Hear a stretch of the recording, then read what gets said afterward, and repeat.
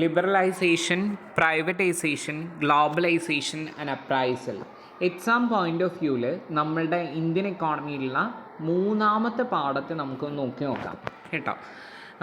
Exam point of വ്യൂവിൽ നമ്മുടെ മൂന്നാമത്തെ ചാപ്റ്ററിനെ നോക്കുമ്പോൾ നമ്മൾ മനസ്സിലാക്കേണ്ട ഒരു കാര്യമുണ്ട്. ഈ ചാപ്റ്ററിലുള്ള മുഴുവൻ കാര്യങ്ങളും ഇമ്പോർട്ടൻ്റ് ആയിട്ടുള്ള ഭാഗങ്ങളാണ്. +1 ഹയർ സെക്കൻഡറി എക്സാമിൻ്റെ പൊതുപരീക്ഷയ്ക്ക് സ്ഥിരം എസ്സേ ക്വസ്റ്റ്യനായിട്ട് ചോദിക്കുന്നത് ഈ ഒരു ചാപ്റ്ററിൽ നിന്നാണ് എന്നത് നിങ്ങൾ മനസ്സിലാക്കുക. എക്കണോമിക് റിഫോംസ് 1991 ആയിരിക്കും +1 ഹയർ സെക്കൻഡറി എക്സാമിൻ്റെ മിക്ക എക്സാമുകളിലും ക്വസ്റ്റ്യൻ പേപ്പർ പരിശോധിച്ച് കഴിഞ്ഞാൽ നമുക്ക് കാണാൻ പറ്റുന്നതാണ്. പരിഷ്കാരങ്ങളിൽ നിന്നായിരിക്കും നിങ്ങൾക്ക് എസ്സേ ക്വസ്റ്റ്യൻ വന്നു കാണുന്നത്. അപ്പോൾ നമുക്ക് എന്താണ് ലിബറലൈസേഷൻ എന്താണ്, പ്രൈവറ്റൈസേഷൻ എന്താണ്, ഗ്ലോബലൈസേഷൻ എന്താണ് എന്നുള്ളത് നമുക്ക് വ്യക്തമായിട്ടൊന്ന് നോക്കാം. ഓക്കെ, ആദ്യം നിങ്ങളിതിൽ പഠിക്കേണ്ടത് ക്രൈസിസ് ഓഫ് 1991 ആണ്. 1991 ഉണ്ടായിട്ടുള്ള ക്രൈസിസ് എന്താണ് എന്നുള്ളത് നമുക്ക് വ്യക്തമായ ധാരണയോടുകൂടി ഒന്ന് പഠിക്കണം. ഓക്കെ, നമുക്ക് നോക്കാം. 1991 ഗൾഫ് യുദ്ധം ഉണ്ടായി. ഇപ്പോൾ ഗൾഫ് യുദ്ധം affected our exports and remittances from Gulf region. Then petroleum prices rise sharply and it led to high inflation and BOP crisis. Our foreign exchange reserve declined less than $1 billion. Petroleum prices rose sharply and it led to high inflation and BOP crisis. Then our foreign exchange reserve declined to less than $1 billion. International banks refused to give loans to India. ഇന്ത്യക്ക് loan തരാൻ വേണ്ടി ഒരുപാട് international ബാങ്കുകൾ വിസമ്മതിച്ചു എന്നാണ് പറയുന്നത്. We have to pledge some gold with Bank of England and to raise needed foreign currency. Then we approached World Bank and IMF and they granted a loan to $7 billion under certain conditions. So this was the liberalization of Indian economy and India agreed to the condition and announced a new economic policy reforms in 1991. New economic policy reforms കൊണ്ടുവരുന്ന സമയത്തുണ്ടായിരുന്ന ധനകാര്യമന്ത്രി ആരായിരുന്നു എന്നൊരു question ഉണ്ടാവാറുണ്ട്. മൻമോഹൻ സിംഗ് ആയിരുന്നു അന്നത്തെ ധനകാര്യമന്ത്രി. നരസിംഹ റാവു ഗവൺമെൻറ്റിൻ്റെ സമയത്താണ് എക്കണോമിക് റിഫോംസ് കൊണ്ടുവന്നത്.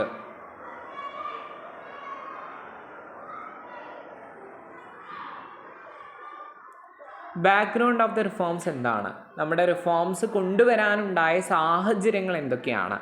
ഒന്ന്, bad performance of the public sector, പൊതുമേഖലയുടെ മോശമായ performance. Act like MRTP prevented large companies from making investment. Act like FERA restricted the foreign investment. Protection of the domestic industry made them inefficient. Reservation of certain industries to public sector prevented private sector companies from making large investment. Higher tax rate led to tax evasion. Okay, these are the background of the reforms. നമ്മളിത് പഠിക്കുമ്പോൾ ഏറ്റവും basic ആയിട്ട് നമ്മൾ അറിഞ്ഞിരിക്കേണ്ട കുറച്ച് international ഇൻസ്റ്റിറ്റ്യൂഷൻസിൻ്റെ പേരുകളുണ്ട്. ഒന്ന് IBRD എന്ന് പറയുന്നത് international bank for reconstruction and development. എന്താണെന്നുള്ളത് നമ്മൾ വ്യക്തമായി പഠിക്കും. IMF ഇൻ്റർനാഷണൽ മോണിറ്ററി ഫണ്ടാണ് IMF.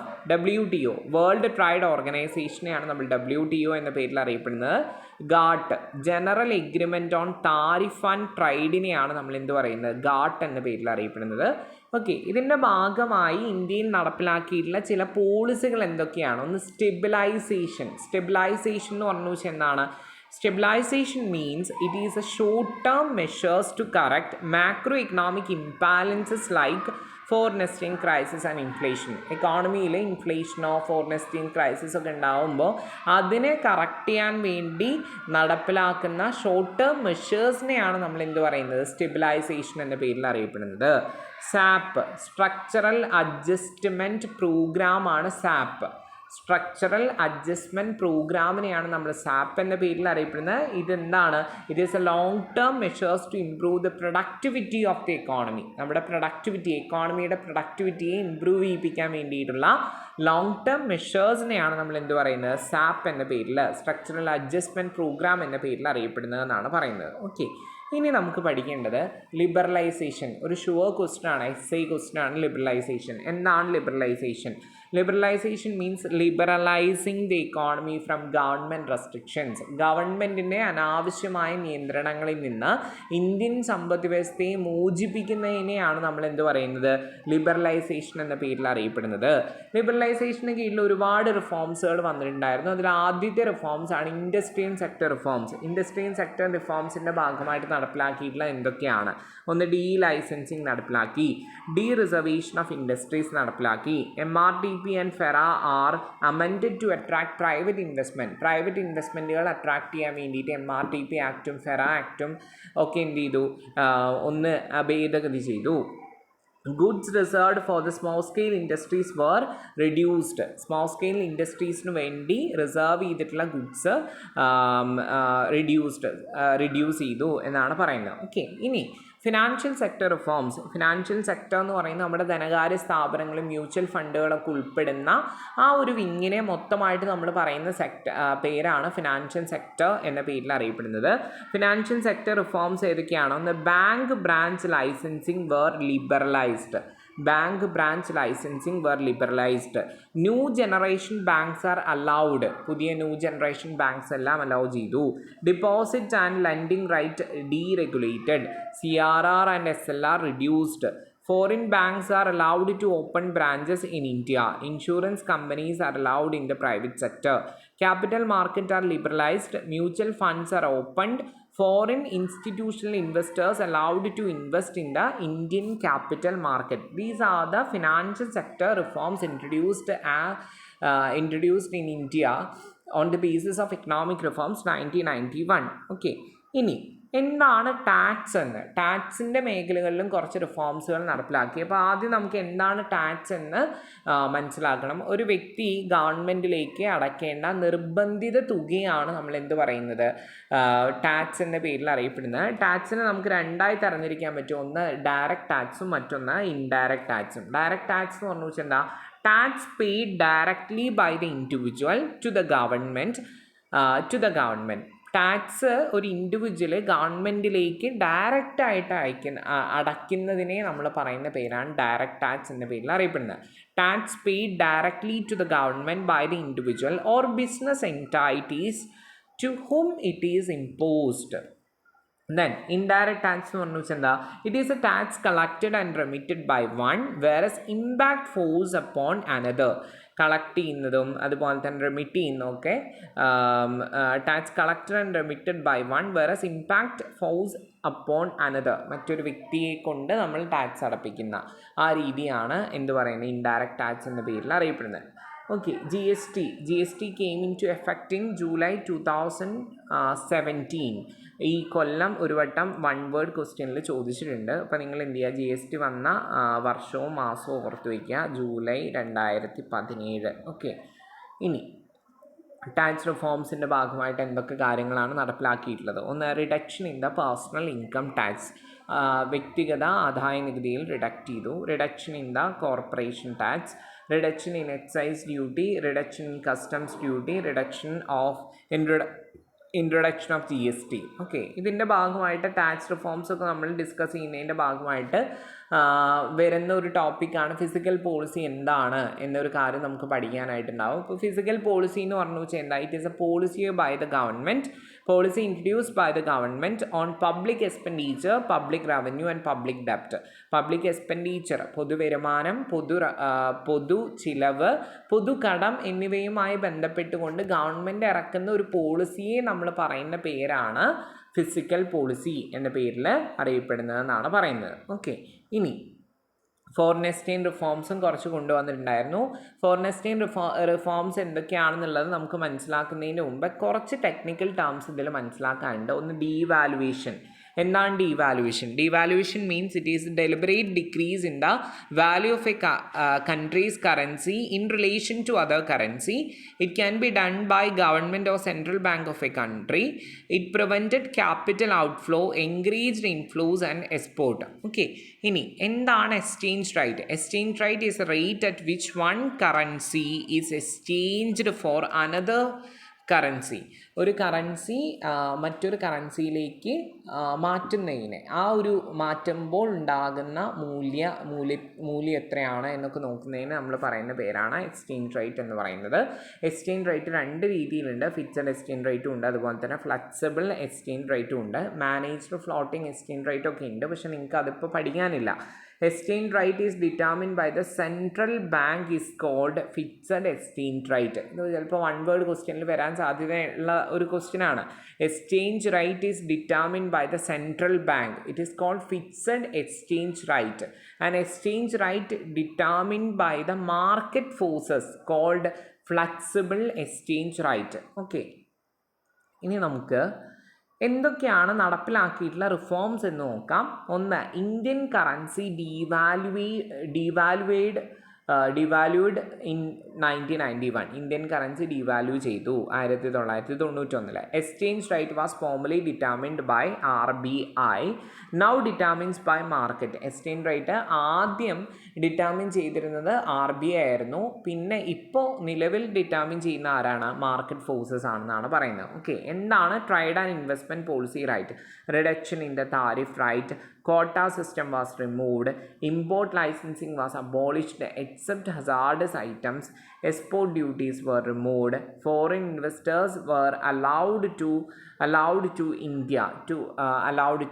These are the important reforms introduced as per trade and investment policy reforms. Okay, ഇനി നമുക്ക് പഠിക്കാനുള്ളത് ഒരു ഷുവർ ക്വസ്റ്റ്യൻ ആണ്. എന്താണ് പ്രൈവറ്റൈസേഷൻ എന്ന് പറയുന്നത്? പ്രൈവറ്റൈസേഷൻ എന്നുകൊണ്ട് അർത്ഥമാക്കുന്നത് സ്വകാര്യവൽക്കരണമാണ്. എന്താണ് സ്വകാര്യവൽക്കരണം? Giving away ownership or management of the government enterprises to private companies. This is known as privatisation. അതായത് ഗവൺമെൻറ്റിൻ്റെ ഉടമസ്ഥതയിലുള്ള ചില കമ്പനികളെ എന്ത് ചെയ്യുക? സ്വകാര്യവൽക്കരിക്കുന്ന നടപടിയെ പറയുന്ന പേരാണ് സ്വകാര്യവൽക്കരണം അഥവാ പ്രൈവറ്റൈസേഷൻ എന്നുകൊണ്ട് അർത്ഥമാക്കുന്നത്. ഇതിനെ നമ്മൾ പറയുന്ന പേരാണ് ഡീനാഷണലൈസേഷൻ എന്ന പേരിൽ അറിയപ്പെടും. ഡിസ്ഇൻവെസ്റ്റ്മെൻറ്റ് ഇതിൻ്റെ ഭാഗമായിട്ട് നടപ്പിലാക്കിയിട്ടുള്ള പ്രോഗ്രാമാണ്. ഡിസ്ഇൻവെസ്റ്റ്മെൻറ്റ് എന്തൊക്കെയാണ്? Selling government investment in public sector undertakings. ഇതിന് കുറച്ച് എയിംസ് ഉണ്ട്. ഒന്ന്, improving the management of PSUs through superior management technique. രണ്ടാമത്തെ എയിം എന്താ? Improving the financial performance of public sector unit through financial discipline. Enhancing the ability of companies to raise financial resources from the market. Raising revenue for the government from sale of enquiry. Okay, ഇനി നമുക്ക് മനസ്സിലാക്കേണ്ട മറ്റൊരു ടോപ്പിക്കാണ് നവരത്നാസ് എന്ന് പറയുന്നത്. നവരത്നാസ് എന്ന് പറയുന്ന ഒരു 9 കമ്പനീസാണ്. അവയുടെ പേരുകളൊന്ന് പഠിച്ചു വയ്ക്കുക. ചിലപ്പോൾ ഈ കമ്പനികളുടെ പേര് പിക്ക് ദ ഓഡ് വൺ എന്ന് പറയുന്ന ക്വസ്റ്റ്യനിലൊക്കെ ചോദിക്കാൻ സാധ്യതയുള്ളതാണ്. പിക്ക് ദി ഓഡ് വൺ എന്നൊക്കെ പറഞ്ഞിട്ട് തരാൻ സാധ്യതയുള്ള ഒരു ഭാഗമാണ് ഇത് നവരത്നാസ് എന്ന് പറയുന്നത്. നവരത്നാസ്, മഹാരത്നാസ്, മിനി രത്നാസ് എന്നിങ്ങനെ 3 തരം കമ്പനികൾ ഇന്ത്യയിലുണ്ട് എന്നാണ് പറയുന്നത്. ഓക്കെ, ഇനി എന്താണ് ഗ്ലോബലൈസേഷൻ? ഗ്ലോബലൈസേഷൻ എന്ന് പറഞ്ഞു വെച്ചാൽ എന്താ? ഗ്ലോബലൈസേഷൻ അമർത്യ സെൻ പറഞ്ഞതാണ്. Globalisation is a phenomenon not a policy. ആരാണ് പറഞ്ഞതെന്ന് നോക്കണം. അമർത്യ സെൻ ആണ്. അത് ചിലപ്പോൾ വൺ വേർഡ് ക്വസ്റ്റ്യനിൽ ഉണ്ടാവാൻ ചാൻസ് ഉള്ളതാണ്. Globalisation is a phenomenon not a policy. ഒരു പോളിസി അല്ല, ഇതൊരു ഫിനോമിനൻ ആണ്. Okay, close integration of countries. Closer integration of countries. Globalization എന്ന് പറഞ്ഞു വെച്ചാൽ എന്താ? It is a closer integration of the countries. Free flow of goods and services. Free flow of goods and services, capital knowledge and people across national borders. ഇത് ഏറ്റവും important ആയിട്ട് പോയിൻ്റാണിത്. Free flow of the goods and services, capital knowledge and people across national borders. Okay, then extension of market through reduction of cost of transportation and communication. ഗ്ലോബലൈസേഷൻ്റെ ഭാഗമായിട്ട് വന്നിട്ടുള്ള ഒരു പ്രധാനപ്പെട്ട ഒരു സംഭവമാണ് ഔട്ട്സോഴ്സിങ്. സോഴ്സിങ് ഫ്രം ഔട്ട്സൈഡാണ് ഔട്ട്സോഴ്സിങ് എന്നുകൊണ്ട് അർത്ഥമാക്കുന്നത് എന്നാണ് പറയുന്നത്. ഓക്കെ,